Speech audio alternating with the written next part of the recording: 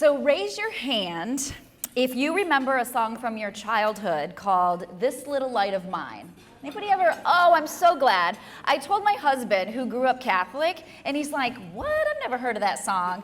Now, I grew up Protestant, and so we sang it in Sunday school, and it was just this little song that we sang all the time, and we would hold up our finger, this little light of mine, I'm gonna let it shine, right?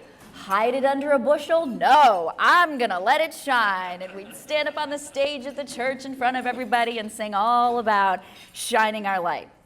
Well, when I heard the theme for today's luncheon, Shine the Light, that was the very first thing that popped in my head. And I have been singing it for weeks, much to my husband's delight, because I am not a good singer. So, of course, as a meteorologist, shining the light, who spent the last 30 years forecasting the biggest light of all, sunshine, my next thought on Shine the Light was about how the sun is 100% responsible for weather. The Earth's climate system depends entirely on the sun for its energy. The sun heats the Earth, warm air rises, winds start to blow, clouds and rain form, and we have weather. Without the sun, we have no weather. Without light, we have nothing but darkness.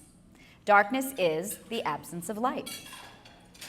Throughout my 30-year career as a meteorologist, I've learned quite a few things about the weather, and the biggest one is that weather constantly changes. It is one of the reasons that I went back to college a second time to switch from a news career to a weather career. To me, weather is way more exciting than news, since it's always moving and always changing. Now, changing weather can also lead sometimes to an incorrect forecast.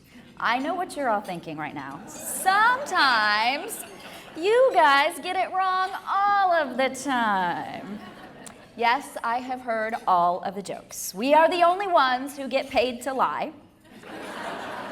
To which I say, obviously, you've never met a lawyer. Any lawyers in the room? We are the only ones who can be wrong 50% of the time and still have a job. To which I say, obviously, you've never met a doctor. Any doctors in the room? Just kidding. So remember, if the weather didn't change, 9 out of 10 people would not be able to start a conversation. Right? But seriously, weather is a lot like life. Weather constantly changes, life constantly changes. We experience sunshine and blue sky, but we also experience rainstorms and hurricanes. And if you think about it, we can't control the changing weather, just like we can't control our changing lives. In order to survive the stormy seasons in life, we have to learn to let go of the things that we can't control and focus on the things that we can. There's a quote from a woman named Louise Hay that goes, "There is no such thing as good weather or bad weather. There is just weather and your attitude toward it." I tell my kids all the time, you cannot control other people, right? You can only control your reactions and your attitude toward them. You can't control the rainstorms that show up at 3 o'clock on a Friday afternoon. And yes, I know, it's right when you're waiting for the kids in the car line at school. It's right when you're ready to walk out of the mall and get in your car. You can't control the hurricane that flares up right when you have a cruise planned to the Caribbean. You also can't control if you're going to be sick. You can't control if you or a loved one is going to have cancer. The weather can't be changed, even if you complain about it. It is going to rain whether you complain or not. Weather can't be changed even if you worry about it. It's going to rain whether you worry or not. Have you seen this quote about worry up on the screen? I have this meme saved on my phone. Worry is like a rocking chair. It gives you something to do, but never gets you anywhere. Complaining about circumstances in life will not change them. Worrying about circumstances in life will not change them. So if complaining and worrying won't change things that are out of our control, what do we do instead? Well, we focus on the things that we can control. We look for ways to turn tough circumstances or life events into opportunities for growth and wellness. So what can you control? You can control your attitude. You can control your diet, keeping it healthy, your immune system strong. You can control when and how often you exercise. You can control when you sleep, unless you're in menopause, ladies, am I right? Maybe I should say you can control when you try to sleep, right? We can control our mindset by practicing gratitude. What do I have to be thankful for in this moment? What can I learn from this stormy season in my life? Now, finding gratitude may not come naturally to you. It might be something that you really have to work at. It is so much easier to complain, isn't it? It is hard to be thankful on purpose. And it's really hard to be thankful on purpose when you're struggling with things that are overwhelming and sometimes seem like more than you can really bear. There's a common phrase in weather about flooding that reminds me of practicing gratitude. Maybe you guys have heard it. You've probably heard it on the news before. Turn around, don't drown. It was actually a campaign slogan that was started by the National Weather Service, and it's because more than half of all flood-related drownings occur when a vehicle drives into a flooded road. That means that more than half of all flood-related deaths could be avoided.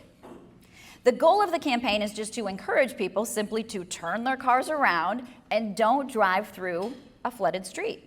You don't know how deep the water is. You don't know if the road is washed out. You don't know if there's a sinkhole forming here in Florida. Turn around, don't drown. So this phrase can be applied to our lives as well. When you approach a situation that you think could take you under, a struggle, negative circumstance, illness, something that's pushing you down, you have to follow the same plan. Turn around, don't drown. Don't let the situation drag you down and under. Turn it around. And the best way to do that, the only way that I've found, is to practice gratitude. What can you find to be thankful for in this circumstance? What can you learn? How can you find sunshine in this storm of a bad situation?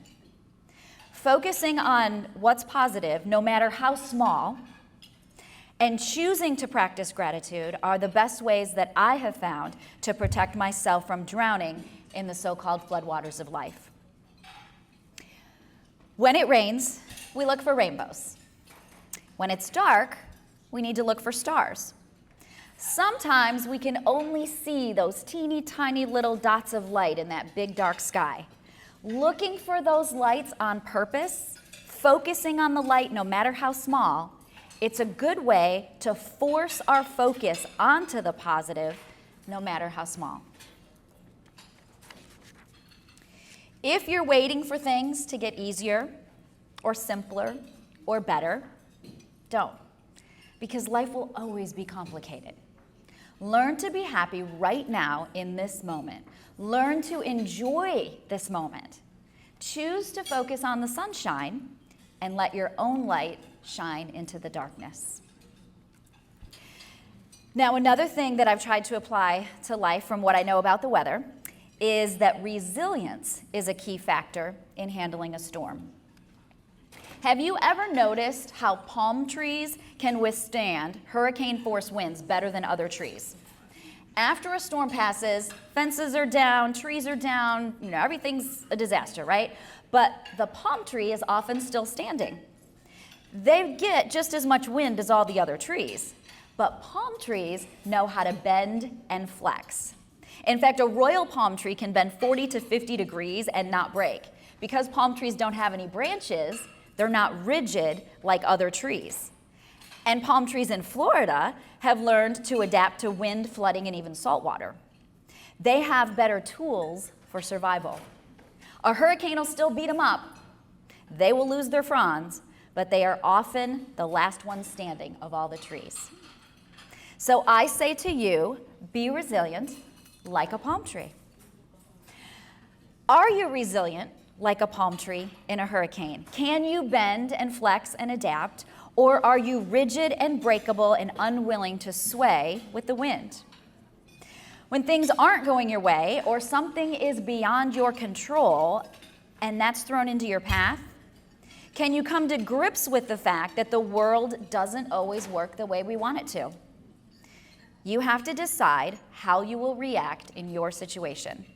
Will you try to wrestle control away from the power that's at work? Or will you try to adapt to the change and rise above the challenge? Resilience does not take pain or hurt away from life. I know that. But it can improve our ability to handle the challenges. The definition of resilience is the capacity to recover quickly from difficulties. A synonym would be elasticity, or bouncing back. So let me ask you, are you resilient? And if not, what can you do to build your resilience? What about finding thankfulness? Are you practicing gratitude in each moment? Do you have a support system or a belief system that aids in your mental stability? Are you surrounded by people who hold you accountable while supporting and lifting you up? Or are your closest friends people who drag you down? Are you eating healthy and exercising? Are you making time for self-care and mental breaks? Are you getting adequate sleep?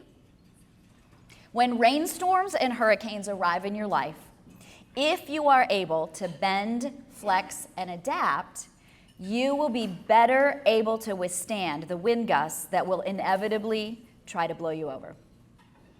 It's okay to be sad and frustrated, disappointed, even angry, right? The steps of grief are very real and very necessary, but you just can't get stuck in that negative space because it will sap all of your energy. Remember, feelings are just visitors. You've probably heard this one before. Let them come, but let them go. Don't let the negative ones take permanent residence. Recognize when a negative mindset is taking over and making itself at home. Shift your focus, change your negative thinking into a positive, and you do that by practicing gratitude. Remember, the sun is always shining, right? At night, we don't see it because of the Earth's rotation, but it's there. On a cloudy day, the sun is still there. On a stormy day, the sun is still there. You just can't see it unless you rise above the storms and the clouds. We know that storms can't be stopped and they can't be avoided. You can only prepare. Let your light shine. Don't hide it under a bushel. No, I'm gonna let it shine. Use your finger, or perhaps your beautiful light sticks that you have today, to be your reminder. The next time you feel overwhelmed or sad or angry or like you're drowning in the floodwaters of life, put that finger up. Look at it. Remind yourself, this is my light and I'm going to let it shine. So everybody with me now, get your fingers out, or if you want your glow sticks, which would be way cooler. Get those out. Let me see you shine your light. The next time I see you at the grocery store, I don't want to hear, it must be nice to get paid to lie. I want to see this finger, right? Now make sure it's this finger. Look at your finger. Let it be your reminder to practice gratitude. Let go of what you can't control.